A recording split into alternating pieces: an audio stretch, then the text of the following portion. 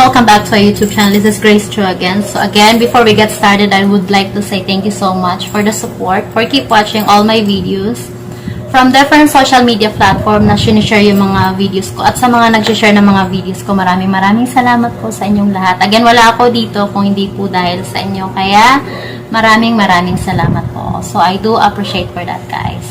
So, for everyone information, kung mag-pop up man po itong mga videos ko sa FYP nyo, so yung content is more about work abroad, nagbibigay ako ng mga verified agency. Binibigay ko din po yung mga address, mga link on how to apply, and also for the telephone number for the addresses of the agency. So, para po kayo ma-notify, don't forget to click the bell notification for you to get notified and updated. So, kung yung ibibigay ko pong trabaho sa inyo is 5, I think 5 or 6, something like that, under the agency of Icon Solution Asia Incorporation. So, why always Icon? Yun yung parating tinatanong sa akin, bakit Icon yung parati kong binibigay na agency? Sa dami ng mga legit agency, verified agency sa Pilipinas, I think it's almost 1,000 plus, something like that. Pero yung parati kong pinipili is Icon. Why? Kasi Icon is one of the top agents in the Philippines at ang daming natutulungan ng Icon. Hindi ko naman sinasabi na yung ibang agencies hindi nakakatulong. But yung Icon kasi is consistent para magbigay ng trabaho sa mga Pinoy para makapunta sa iba't ibang lugar to work and to help their families. That's why I always choose Icon to give you para dun po kayo mag-apply. So, sinasabi naman ng iba na ang daming mga aplikante sa Icon. Yes, of course. Di ba sinabi ko, one of the top agents in the Philippines, of course, ang daming aplikante kasi alam nila na maganda yung record ng Icon, ang daming nabibigyan ng trabaho, ang daming binibigay ng trabaho. So, anuhin ko muna, bibigay ko sa inyo yung mga ibang mga tanong sa akin kung bakit Icon. So again, why Icon? Sinagot ko na. Bakit Icon yung binibigay ko? Of course, nasagot ko na. And then, sa dami ba ng mga aplikante ng Icon, mapapansin ba kami? Of course, andun na yung tiyaga, di ba? The word na top agents in the Philippines, of course, ang daming mga aplikante. Ang daming gusto mag-apply para makapunta sa ibang lugar na gusto nilang pagtrabahuan. So, andun lang po yung tiyaga kasi sa pag-apply po, hindi naman po madalian eh. Hindi naman po na pag mag-apply kayo, this day is process agad. Hindi po. Meron pong tinatawag na processing. Meron pong tinatawag na procedure para makapag-apply kayo.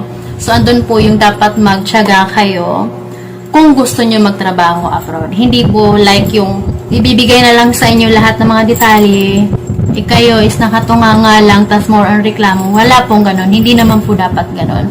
So, ako sa bibigay ako ng mga detalye, at yung part nyo naman po is gawin nyo. Kasi, useless po kami na magbibigay ng mga detalye. Kung kayo po mismo is hindi po kayo gagalaw, hindi nyo po asikasuhin yung mga papers nyo, mga kakailanganin nyo para makapunta sa agency.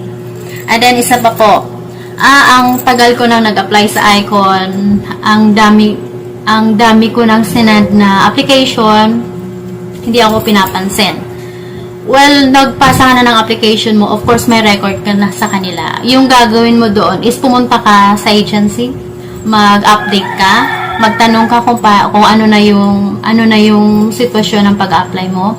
Or kung malayo ka naman sa office ng Icon, which is nasa Makati, kasi mostly sa nag-apply is like from the provinces. So, yung gawin nyo, tumawag kayo. Pag hindi sagutin yung tawag nyo, mag-email kayo. Total, binibigay ko naman yung email address ng agency. And yung pinaka-importante doon is pumunta kayo sa agency. Mag-update kayo. Magtanong kayo kung ano na yung sitwasyon, kung ano na yung status ng pag-apply nyo sa agency. Okay po? So, don't forget for that para matanggap kayo, makapunta kayo sa lugar na pupuntahan nyo na gusto nyo pagtrabaho.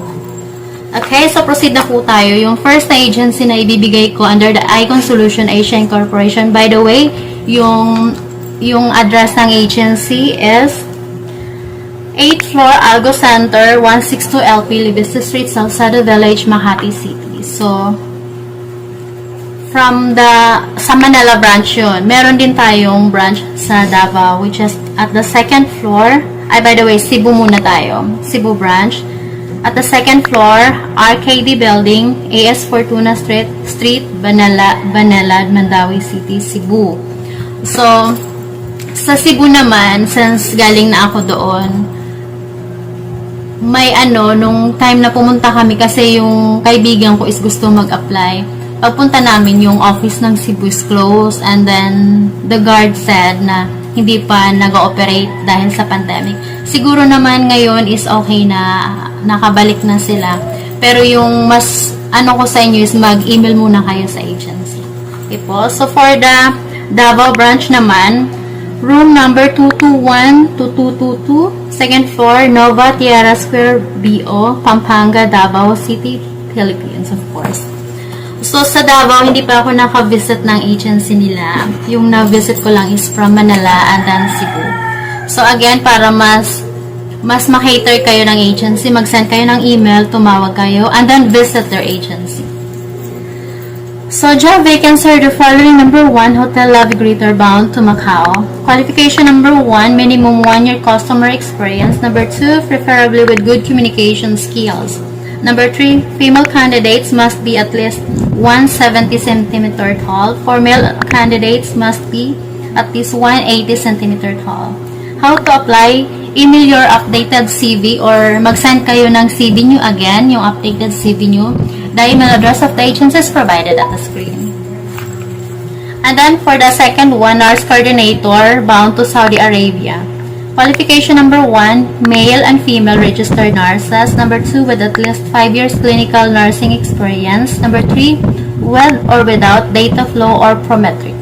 How to apply? Again, the agency is provided at the screen with the subject, nurse coordinator for Saudi.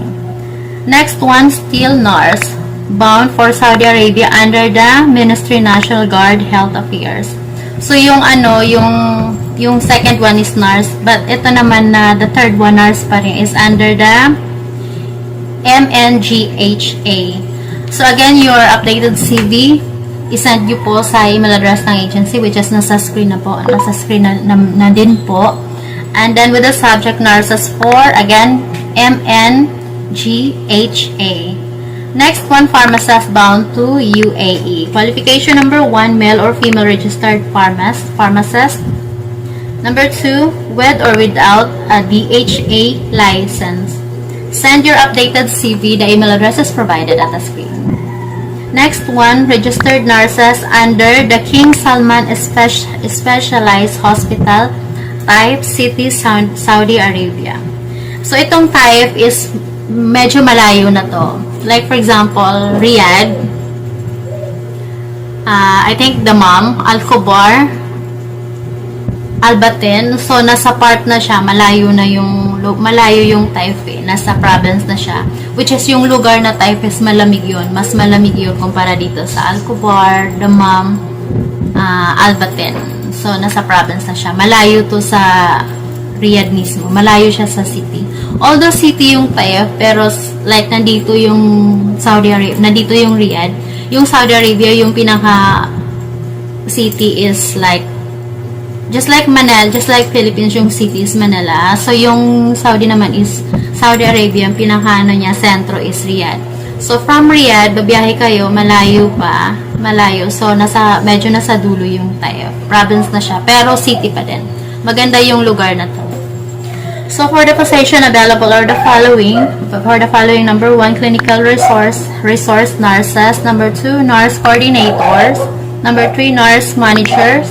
Number 4, patient care technician. Number 5, staff nurse 1. Number 2, staff nurses 2. That is the available position, right? For the qualification, number 1, male and female. Number 2, 2 to 8 years in at least 50-bed hospitals. Number 3, for patient care technician, NC2 and hospital experience are required. How to apply? Send your updated CV. Again, the email address of the agency is provided at the screen. Next one, Paul Host bound to Macau. So, magbabantay lang kayo ng swimming pool. Magbabantay lang kayo ng mga naliligo. may sweldo na kayo. Malaki pa yung sweldo sa abroad.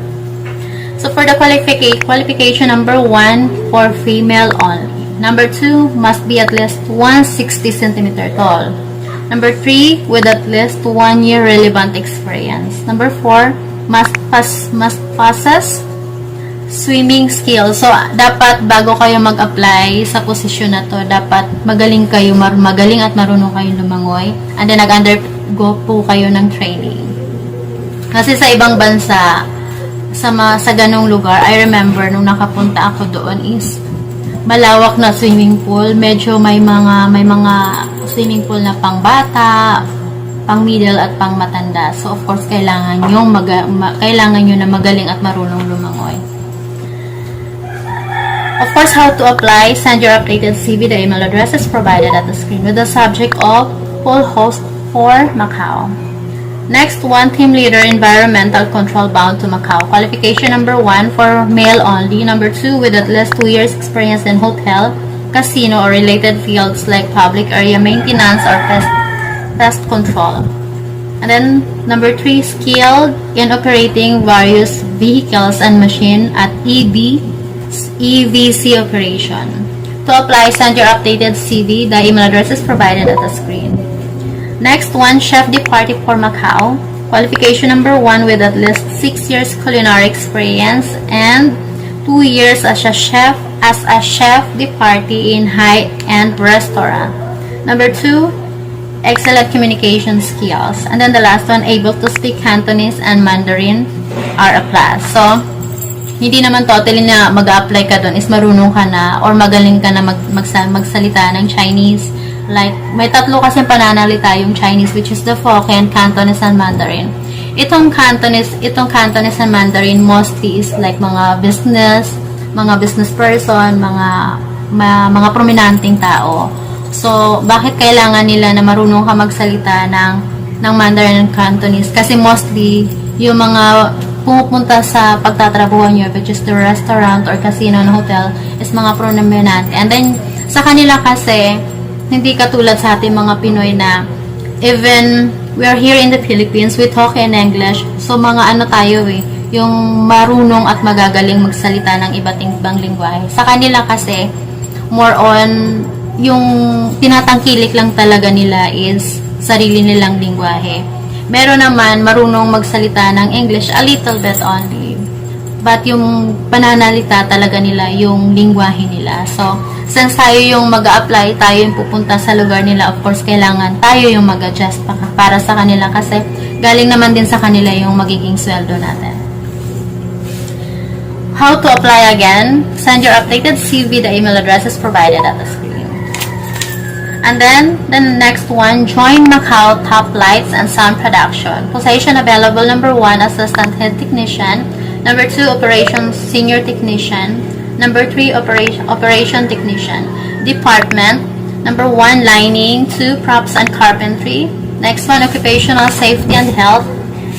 And then the last one, Rigging. Operation. What I mean, qualification. Number 1, at least 2 to 5 years related experience. Number 2, experience with fountain control system and water choreography. And then the last one, excellent communication skills. Ako'y nabubulol.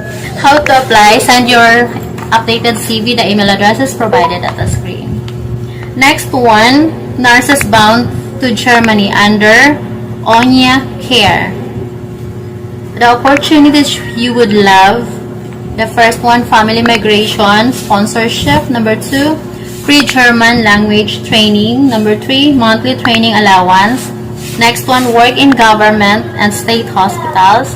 No placement fee. No processing fee. So, how to apply?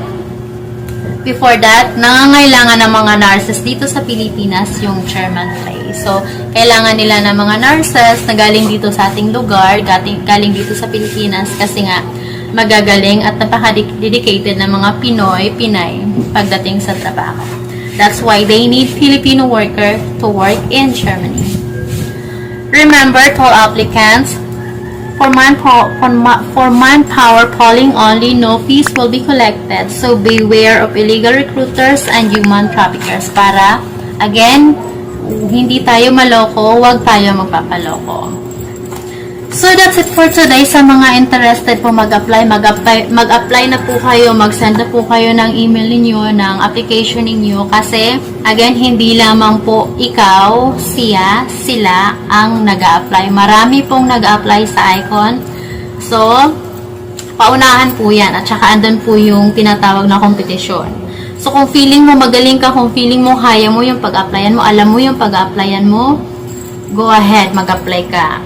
So, gawin mo lahat ng makakaya mo, ipakita mo yung galing mo, ipakita mo na very skilled ka sa pag-applyan mo para walang dahilan si Icon na hindi ka matanggap. Okay po?